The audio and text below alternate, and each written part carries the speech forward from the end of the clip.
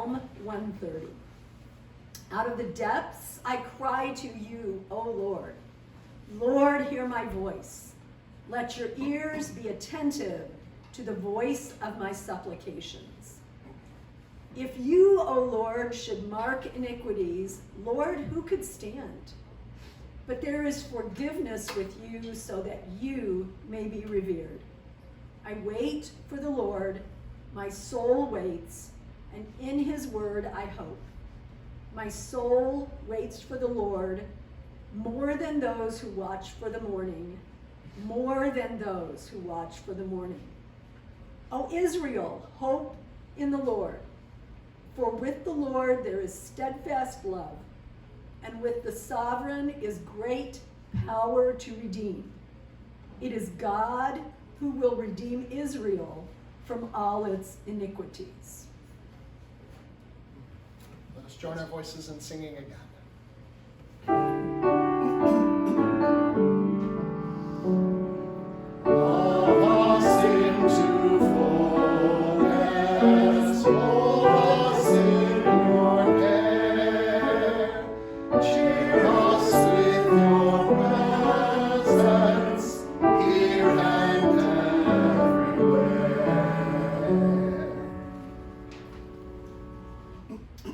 Our second reading is from the Gospel of John, chapter 11, verses 1 through 45. Now a certain man was ill, Lazarus of Bethany, from the village of Mary and her sister Martha. Mary was the one who anointed the Lord with perfume and wiped his feet with her hair. Her brother Lazarus was ill. So the sisters sent a message to Jesus, Lord, he whom you love is ill. But when Jesus heard it, he said, this illness does not lead to death. Rather, it is for God's glory, so that the Son of God may be glorified through it. Accordingly, though Jesus loved Martha and her sister and Lazarus, after having heard that Lazarus was ill, he stayed 2 days longer in the place where he was. Then after this, he said to his disciples, let us go to Judea again. The disciples said to him, Rabbi, the Jews were just now trying to stone you, and you are going there again? Jesus answered, are there not 12 hours of daylight? Those who walk during the day do not stumble, because they see the light of this world. But those who walk at night stumble, because the light is not in them. After saying this, he told them, our friend Lazarus has fallen asleep, but I am going there to awaken him. The disciples said to him, Lord, if he has fallen asleep, he will be all right. Jesus, however, had been speaking about his death, but they thought that he was referring merely to sleep. Then Jesus told them plainly, Lazarus is dead. For your sake, I am glad I was not there, so that you may believe. But let us go to him. Thomas, who was called the twin, said to his fellow disciples, let us also go, that we may die with him. When Jesus arrived, he found that Lazarus had already been in the tomb 4 days. Now Bethany was near Jerusalem, some 2 miles away, and many of the Jews had come to Martha and Mary to console them about their brother. When Martha heard that Jesus was coming, she went and met him, while Mary stayed at home. Martha said to Jesus, Lord, if you had been here, my brother would not have died. But even now I know that God will give you whatever you ask of him. Jesus said to her, your brother will rise again. Martha said to him, I know that he will rise again in the resurrection on the last day. Jesus said to her, I am the resurrection and the life. Those who believe in me, even though they die, will live, and everyone who lives and believes in me will never die. Do you believe this? She said to him, yes, Lord, I believe that you are the Messiah, the Son of God, the one coming into the world. When she had said this, she went back and called her sister Mary and told her privately, "The teacher is here and is calling for you." And when she heard it, she got up quickly and went to him.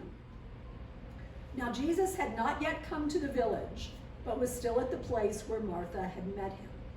The Jews who were with her in the house, consoling her, saw Mary get up quickly and go out. They followed her because they thought that she was going to the tomb to weep there. When Mary came where Jesus was and saw him, she knelt at his feet and said to him, "Lord, if you had been here, my brother would not have died." When Jesus saw her weeping, and the Jews who came with her also weeping, he was greatly disturbed in spirit and deeply moved. He said, "Where have you laid him?" They said to him, "Lord, come and see." Jesus began to weep. So the Jews said, "See how he loved him?" But some of them said, "Could not he who opened the eyes of the blind man have kept this man from dying?" Then Jesus, again greatly disturbed, came to the tomb. It was a cave, and a stone was lying against it. Jesus said, "Take away the stone." Martha, the sister of the dead man, said to him, "Lord, already there is a stench because he has been dead 4 days." Jesus said to her, "Did I not tell you that if you believed, you would see the glory of God?" So they took away the stone, and Jesus looked upward and said, "Father, I thank you for having heard me. I knew that you always hear me, but I have said this for the sake of the crowd standing here, so that they may believe that you sent me." When he had said this, he cried with a loud voice, "Lazarus, come out!" The dead man came out, his hands and feet bound with strips of cloth, and his face wrapped in a cloth. Jesus said to them, "Unbind him and let him go." Many of the Jews, therefore, who had come with Mary and had seen what Jesus did, believed in him. Let us sing.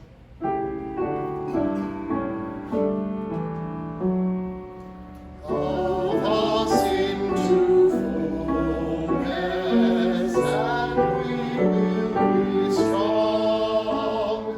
Jesus walk beside us, fill our hearts with song. Thank you so much, Anne. So what comes to mind when you think of the word liberation? Freedom. Freedom, yeah. Like some sort of like strong release, like not a small thing, like a big, Yeah, a big strong from release. something. Not a small thing. Liberation is one of those words that has deep meanings. It connects to rights for those who don't have rights. I think of, in our current world, sometimes you hear about the women's liberation movement, or to achieve political rights for women, or black liberation and the work of civil rights leaders.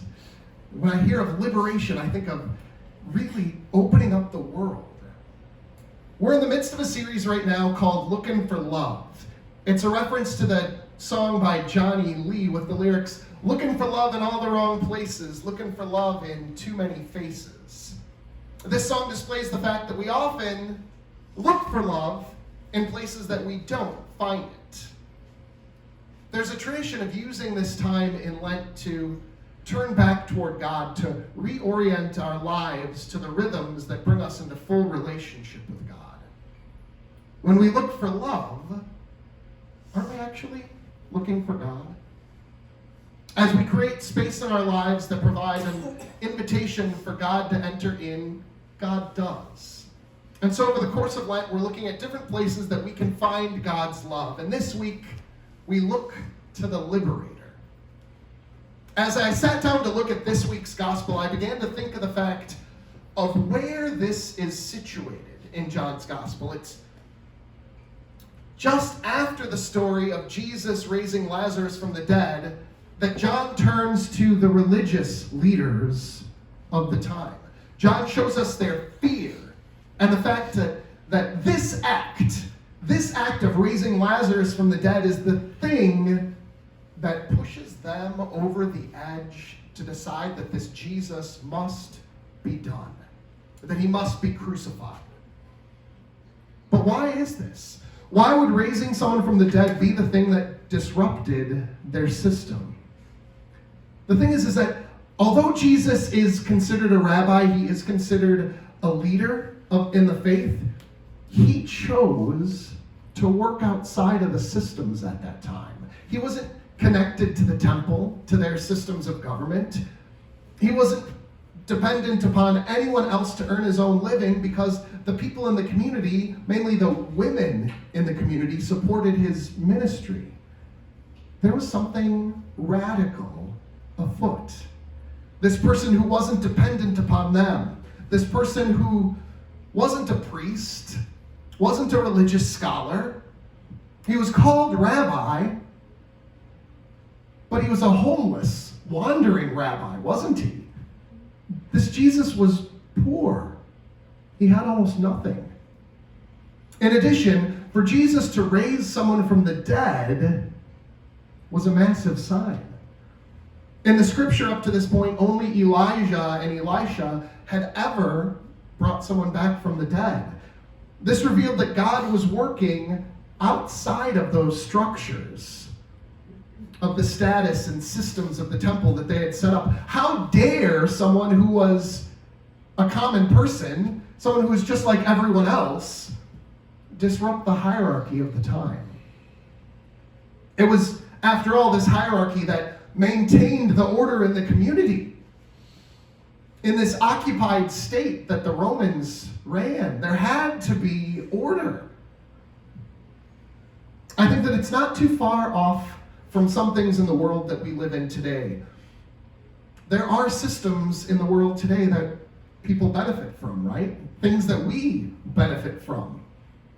And that when things get reordered, sometimes we get a little frustrated. People that have even more, don't they even get more frustrated when things get reordered? Meanwhile, those who are locked out of the systems are the ones who see with open eyes the harm that the system actually causes.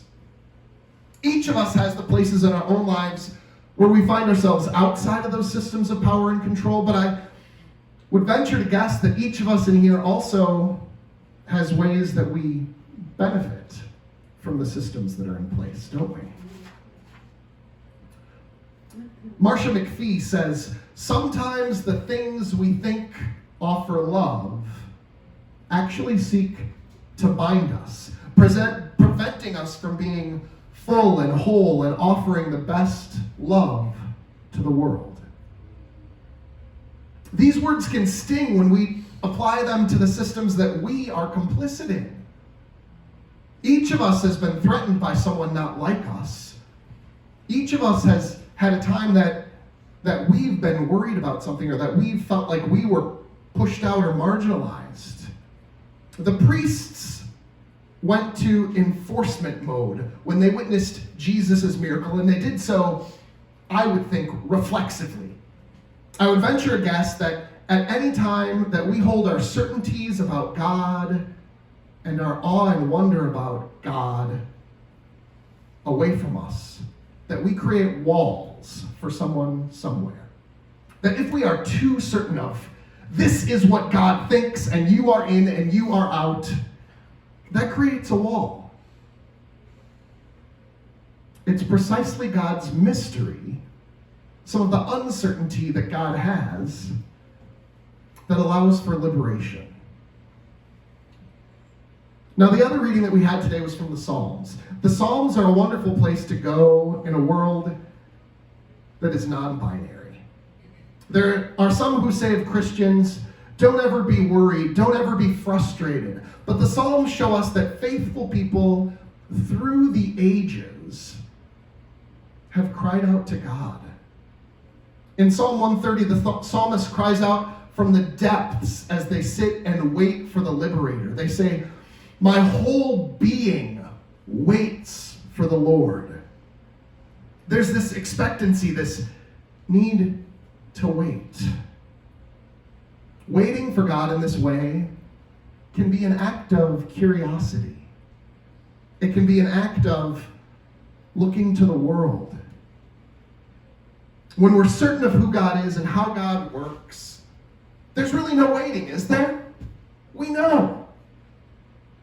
But I think that there really is uncertainty allowed in our faith.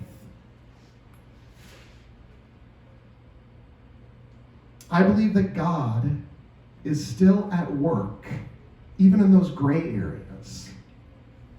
We know that God will do something new. We know that God is still at work in our world. And during this season of Lent, we walk toward an end that we already know.